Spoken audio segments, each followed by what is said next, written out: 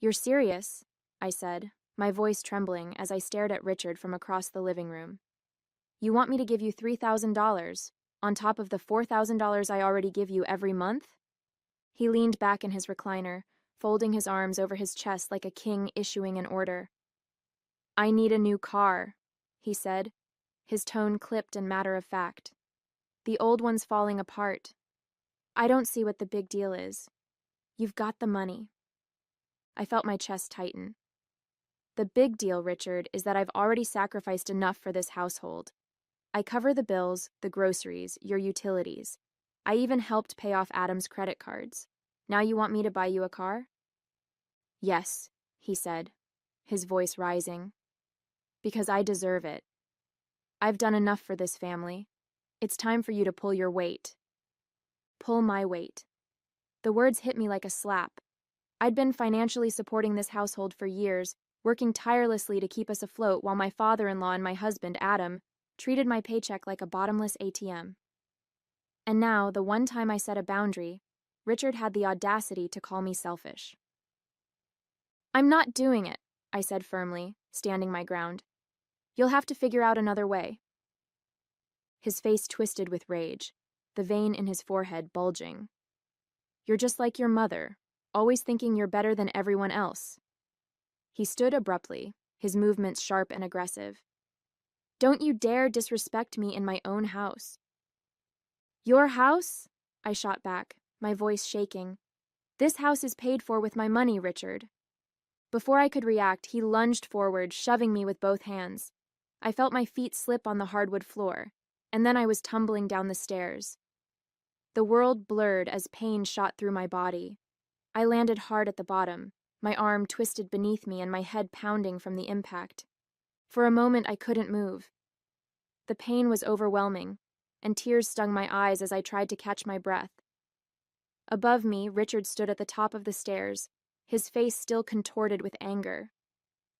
"That's what happens when you don't respect me," he spat, before turning and stomping back into the living room. I expected Adam to rush to my side, to help me up or at least ask if I was okay. But when he appeared at the top of the stairs, his expression was blank, almost bored. "You should have just given him the money, Maya," he said with a shrug. "You know how he gets." My name is Maya, and for the past 4 years I've been the financial backbone of a household that doesn't respect me. I married Adam because I thought we were building a life together, but it quickly became clear that his priorities were tied to his father, Richard. When Richard's health began to decline, I agreed to move into his home to help out. What I didn't realize was that helping out meant funding everything: rent, utilities, food, and even Richard's personal expenses. At first, I thought it was temporary. I told myself that Adam and Richard appreciated what I was doing, even if they didn't always say it. But as time went on, their sense of entitlement grew. Adam stopped working entirely, claiming he needed to be home to support his father. Richard, meanwhile, began making bigger and bigger demands, treating my paycheck like it belonged to him. Still, I stayed. I told myself it was for the good of the family. But lying at the bottom of those stairs, bruised and aching, I realized the truth. This wasn't a family. It was a one-sided arrangement where my value was measured solely by what I could give, and I was done. That night, I packed a bag. I didn't say a word to Adam or Richard as I grabbed my things and walked out the door. My heart pounded with a mix of fear and determination, the sting of their betrayal still fresh. I didn't know exactly where I was going, but I knew I couldn't stay. I checked into a motel and sat on the edge of the bed, my phone clutched in my hands. I could feel the weight of what had just happened pressing down on me, but I wasn't going to let it break me. For years, I had been their safety net, their source of stability. Without me, they'd fall apart, and this time I wasn't going to catch them. The next morning, I made the call. "Angela," I said when the lawyer answered, "I need your help. It's about my husband and his father." Meeting Angela, my lawyer, felt like the first breath of fresh air I'd taken in years. She listened carefully as I explained everything, how I'd been covering all the household expenses, how Richard had demanded more money for a car, and how the confrontation had ended with me at the bottom of the stairs. Jeanette. You've been financially supporting your husband and father-in-law entirely on your own? Angela asked, raising an eyebrow. I nodded. For the past 4 years. Every bill, every expense, everything comes out of my pocket. And your name is on the mortgage or deed of the house? She asked, flipping through her notes. It's all in my name, I said, my voice firm. They couldn't qualify for the loan without me. I pay for it. I own it. Angela's lips curved into a small, knowing smile. Then this is your house, Maya, not theirs. We'll start with eviction papers for both of them. The thought of evicting Adam and Richard made my stomach churn with a mix of guilt and satisfaction. For years, I'd put their needs above my own, convincing myself that I was doing the right thing. But that night on the stairs, I realized that kindness and loyalty meant nothing to people who only saw me as a means to an end.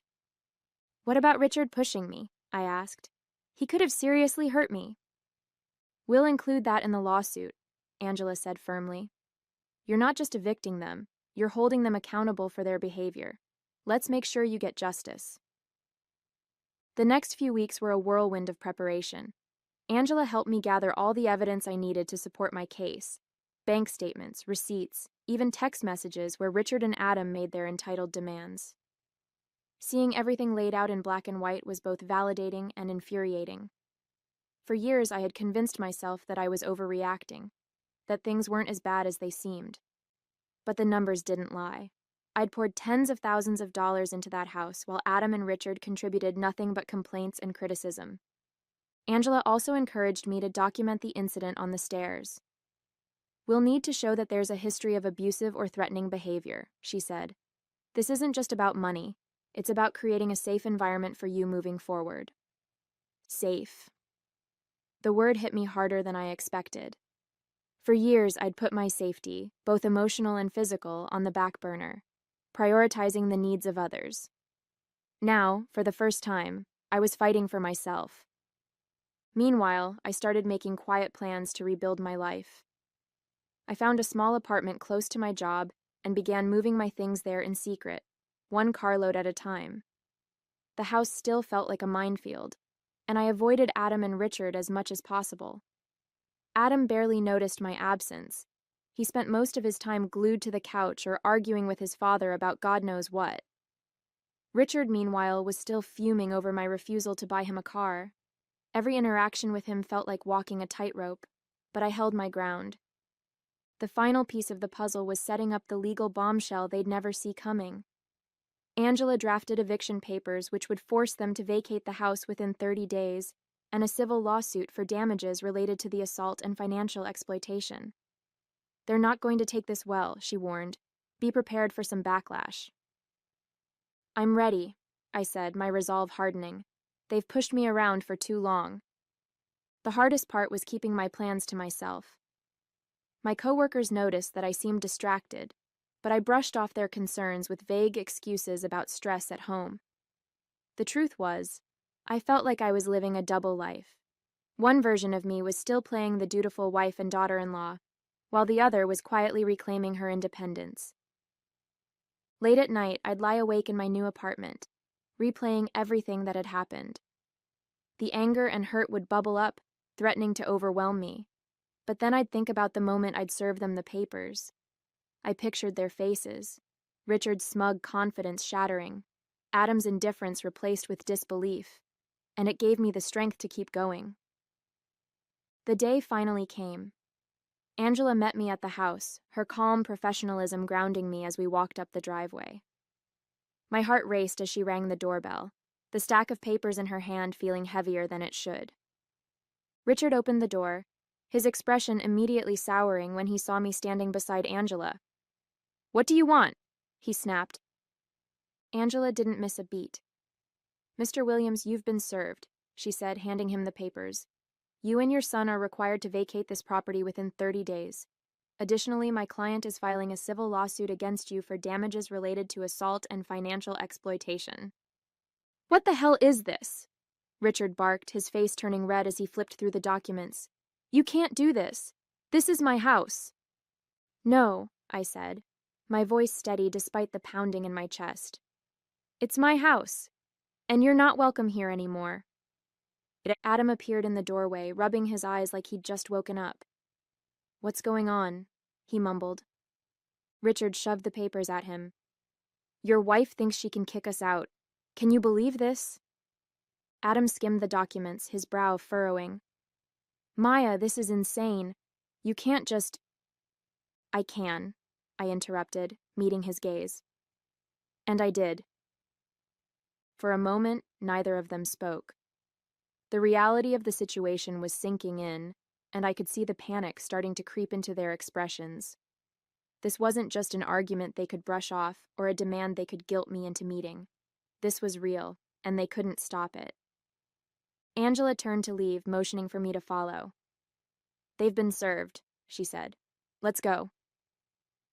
As I walked away, the weight of years of mistreatment seemed to lift from my shoulders. For the first time in years, I felt free. The house felt eerily quiet as I sat in my car parked across the street, watching Angela walk up to the door one final time. She'd insisted on being the one to deliver the formal lawsuit and eviction enforcement notice.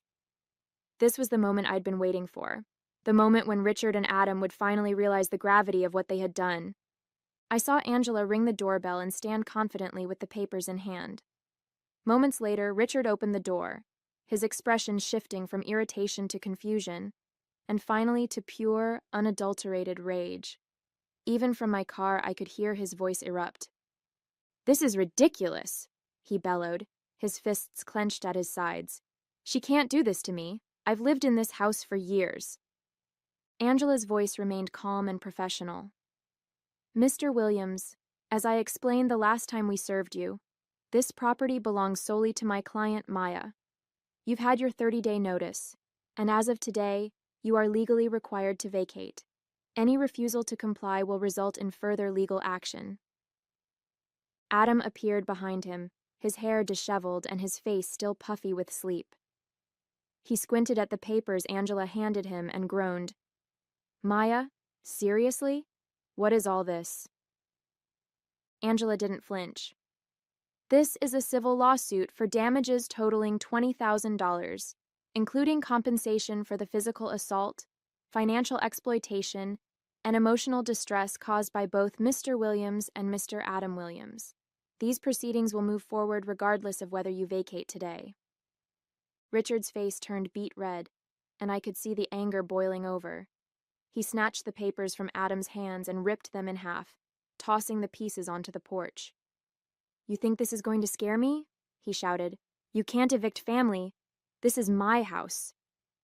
Angela didn't blink. That's for the court to decide, Mr. Williams. But for now, the sheriff's department will be here shortly to ensure that the eviction is carried out. Richard slammed the door in her face, but not before I caught a glimpse of Adam standing behind him, wide-eyed and panicked.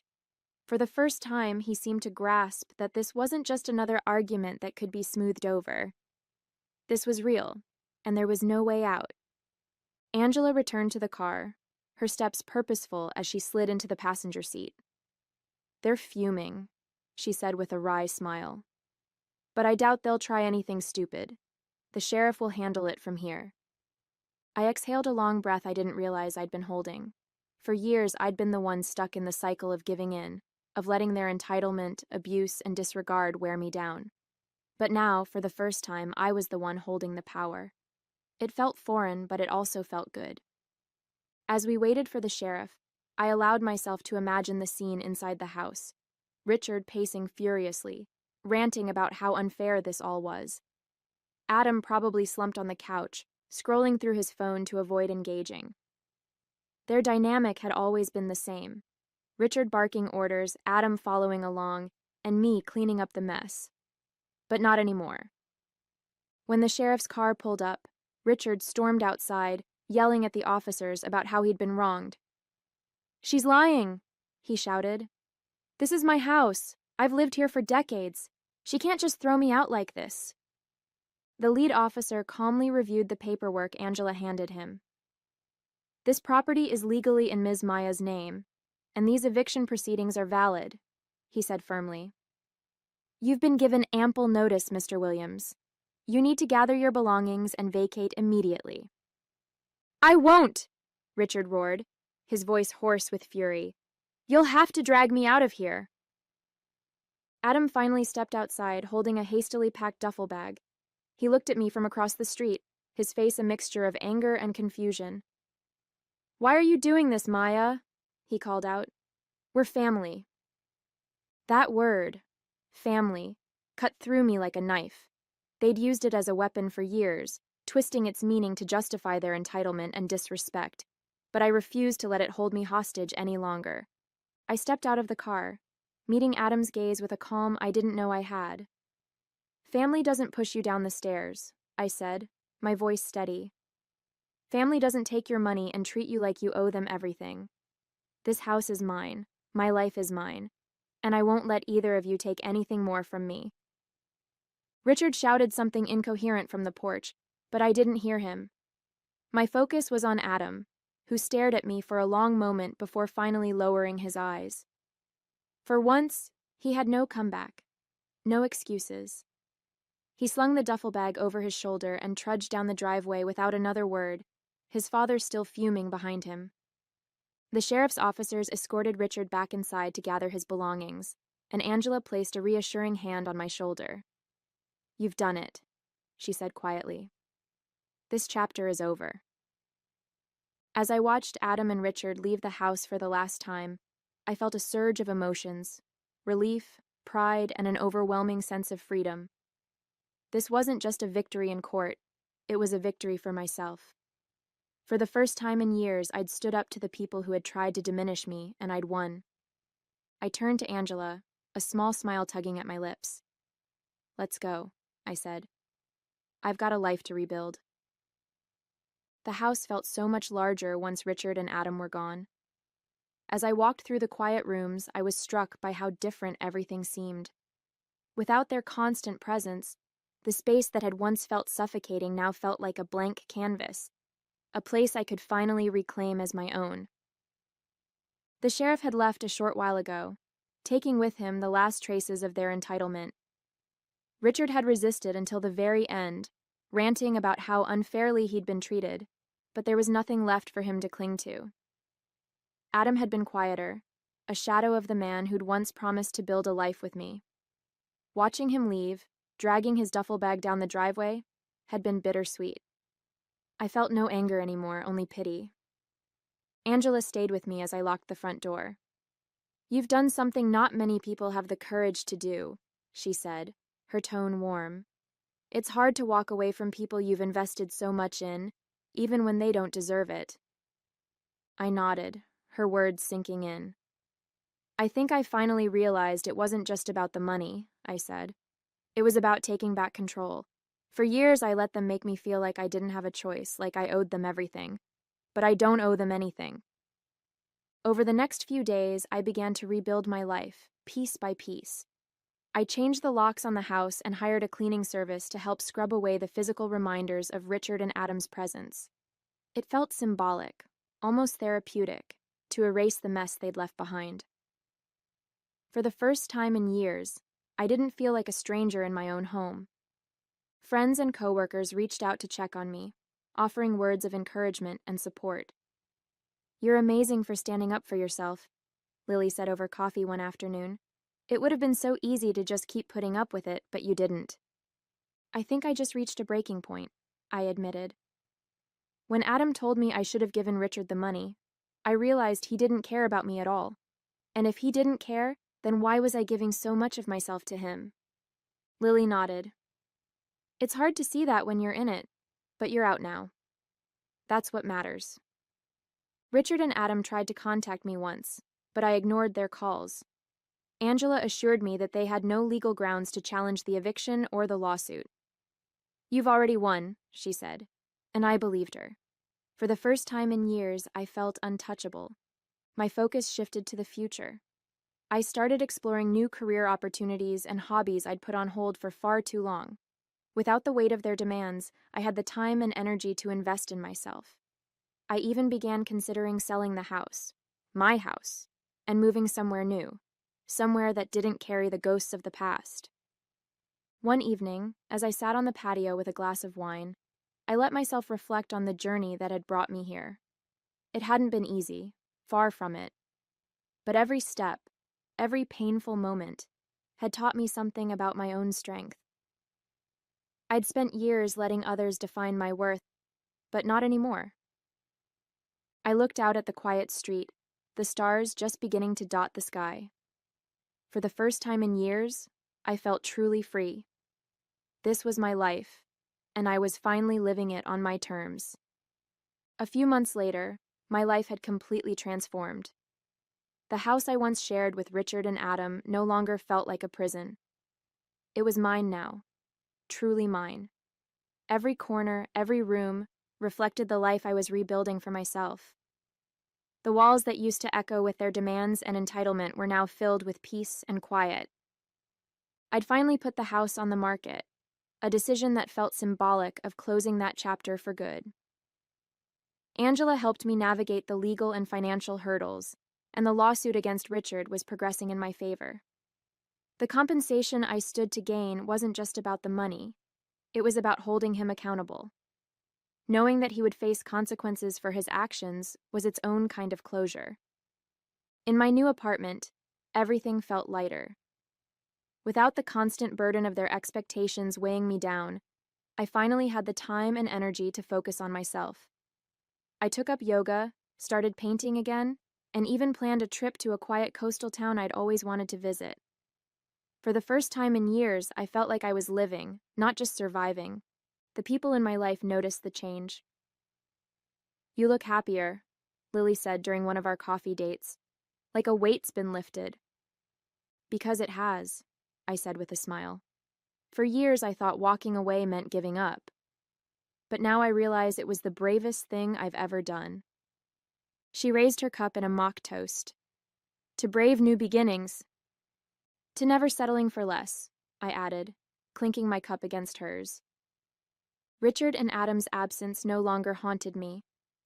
I stopped replaying the events of that night on the stairs or wondering if I'd done the right thing. I knew I had. They'd tried to make me feel small, but in the end, their actions had only made me stronger. I didn't need their apologies or explanations to move on. I'd built a new life, one they had no part in, and that was enough. The lawsuit's final judgment came a few weeks later. Richard was ordered to pay damages, and though I doubted he'd ever willingly accept responsibility, the ruling gave me closure. It was a legal acknowledgement of everything I'd endured, a confirmation that my story mattered. On the day I handed over the keys to the house's new owners, I stood in the empty living room one last time, letting the memories wash over me. The anger, the hurt, the betrayal. It was all still there, but it no longer controlled me. I had taken back my power, and in doing so, I had found myself again.